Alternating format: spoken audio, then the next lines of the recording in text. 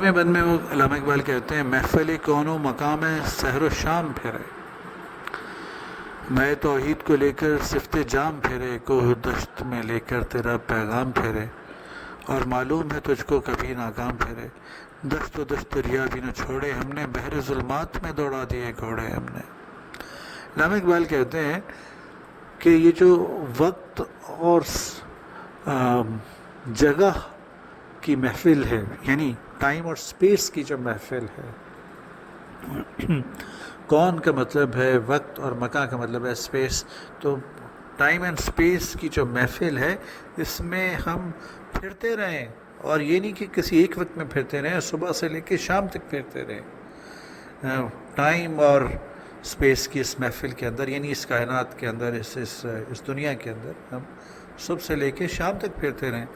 میں توحید کو لے کر صفت جام پھرے، ایک ایسے جام کی صورت میں، ایک ایسے پیالے کی صورت میں جس میں توحید کی شراب بھری ہوئی ہو، اور وہ ایک سے دوسرے، دوسرے سے تیسرے رند کے پاس جا رہا ہو، تو ہم ایسے اپنے آپ کو جام بنا کر، پیالہ بنا کر، توحید کی شراب لے کر اسے دنیا میں صبح و شام اس ٹائم اینڈ سپیس کی محفل کے اندر، مجلس کے اندر پھرتے رہیں۔ کوہ میں دشت میں لے کر تیرا پیغام پھیرے، اے اللہ ہم پہاڑوں میں اور دشت میں اور صحرا میں آپ کا پیغام لے کر پھرتے رہے، اور معلوم ہے تجھے کبھی ناکام پھیرے، تجھ کو کبھی ناکام پھیرے۔ اور آپ جانتے ہیں کہ کیا کبھی ایسا ہوا کہ ہم ناکام واپس آئے ہو؟ کبھی ایسا نہیں ہوا، جب تک ہم آپ کا پیغام لے کے پھرتے رہے ہم کبھی ناکام نہیں آئے، دشت و دشت دریا بھی نہ چھوڑے ہم نے۔ صحرا تو ایک طرف، صحرا تو خشکی پہ ہے نا، اس لیے انہیں تو آپ چھوڑ ہی دیں،